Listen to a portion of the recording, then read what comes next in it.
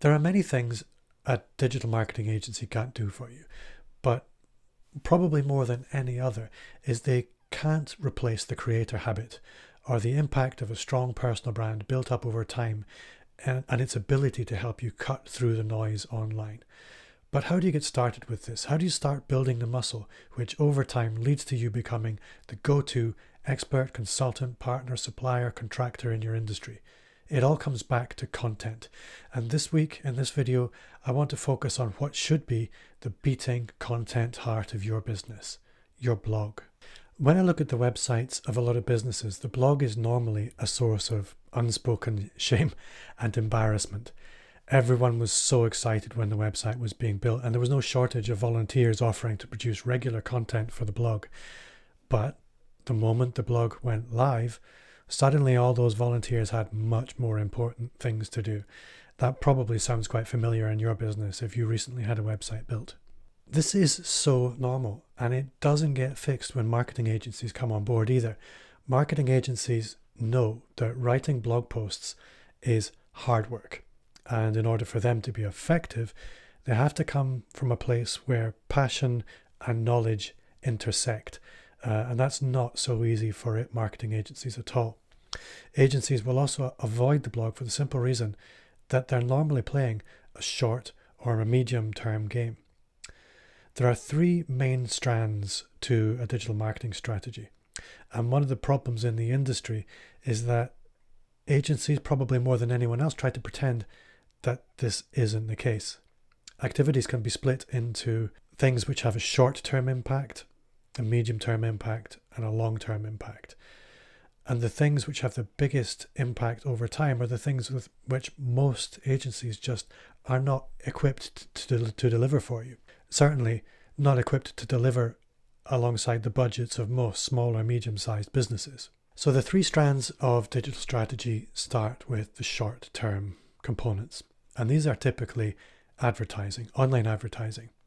This isn't a video about advertising, but in simple terms, if you start running ads today, they will start working for you today. And they'll continue working with some adjustments until you turn them off. That's why it's a short-term strategy. It's a results-focused short-term strategy.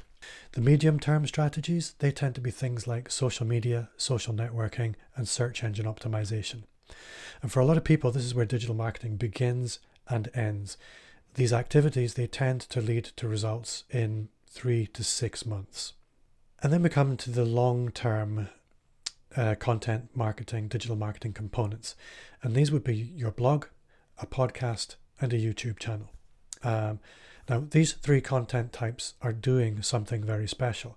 And the best way to think of the short, medium, and long-term content strategies is to think of them in a similar way as a bank account. You have short-term investments, medium-term investments, and long-term investments.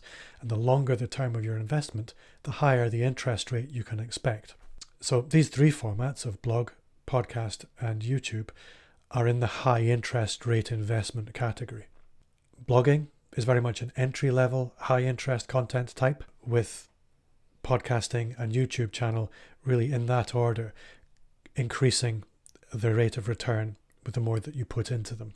Obviously, paying greater dividends over time, to use the banking analogy. So the long-term component of a digital strategy is one where a lot of agencies try to brush them under the carpet. And the big reason for this is that it's virtually impossible to subcontract it effectively. And it's also very, very difficult to delegate it. It needs to be done by somebody with deep knowledge and enthusiasm for the topic. And with Gary Vaynerchuk, who is a very well-known name in the digital marketing, content marketing space, speaks about every business needing to be 80% whatever it is they do for money and 20% media company. This was what he was talking about. Like any long-term investment, the rewards for the discipline come over time. And over time, they can be spectacular. So today, I want to look at some reasons why you should start a blog, if you still needed more reasons. But before I get into that, I want to explore some bad reasons why you should start a blog. And the first bad reason is one that you don't hear so often anymore, but still from time to time it comes up, I want to start a blog because I want to get famous. Well, unless you've got something incredibly unique to say, that's really very unlikely to happen. The internet is a very big, well-saturated place, and unless you're taking a much more intelligent approach to your digital strategy and have something to say which is amazing, it's not going to happen. Bad reason number 2 is I want to start a blog because I want to get rich. Well, again, the internet is a very big and well-saturated space, and unless you are somebody very popular, saying something which is very popular, you're very unlikely to attract anybody into your space who's going to want access to your what's likely to be a very small audience if you're doing it right. The smaller your audience, often the most effective your blog can become. And then there's bad reason number 3. I'm going to start a blog because somebody said I should. Well, if you're going to maintain the discipline needed to regularly contribute to a blog, unless you're an idiot, you'll need to know why. You need to understand how your efforts, which need to be sustained for a long time, are actually contributing to the bigger picture. And these are the things that I'm going to come to next.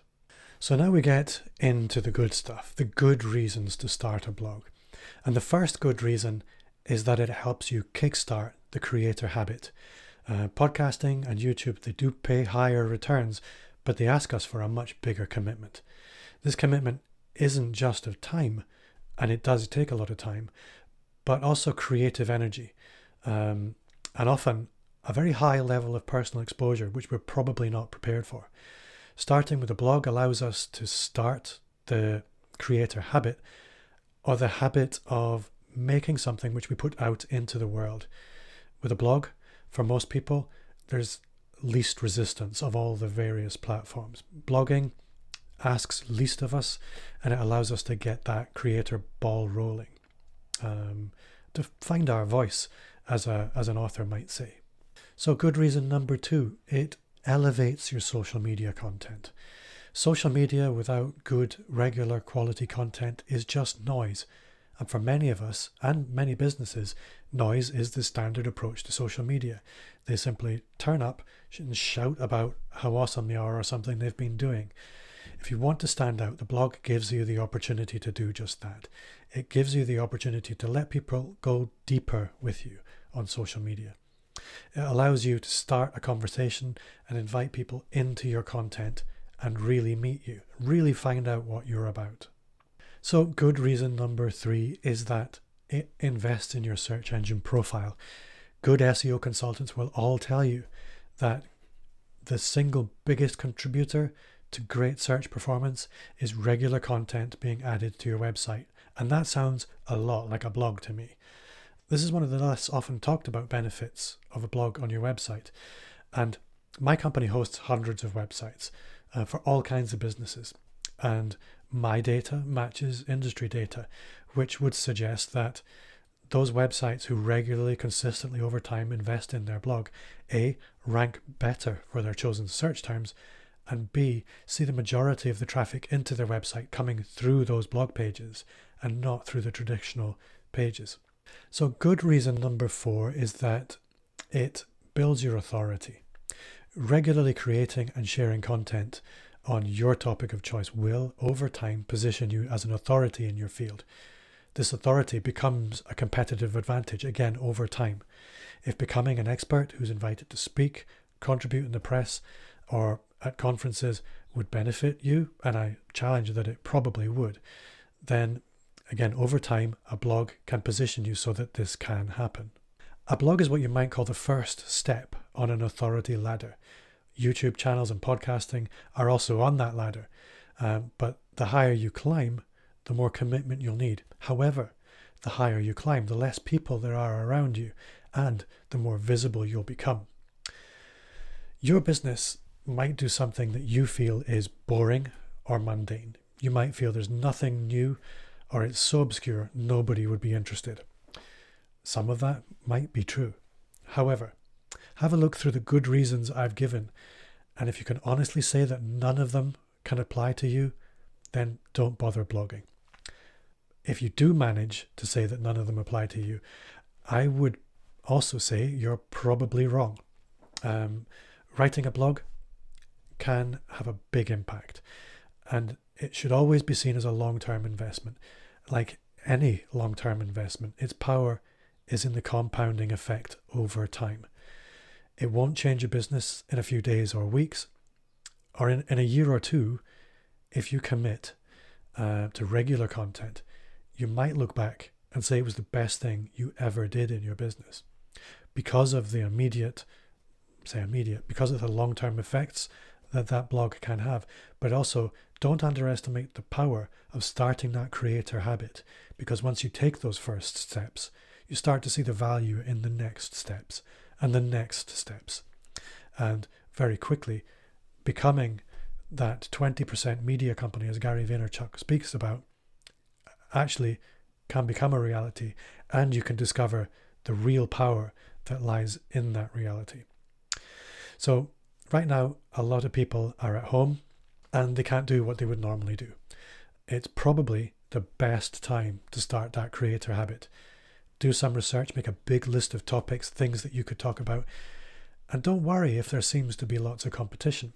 The benefits that I've outlined earlier are really about helping you become competition proof. If you enjoyed this video, then I would love for you to subscribe to this channel. Simply click on the subscribe button, and if you want notifications every time I post a new video, which will be once a week or so, then also when you click subscribe, also hit the bell and you'll receive notifications every time I post new content. Also, if you enjoyed this video, it really helps me a lot if you click the thumbs up button, because that tells YouTube to show this content to more people. Also, if you have questions, if you want to continue this conversation with me, I would invite you down into the comments, and I'd love to chat with you there. Thanks for watching, and see you next time.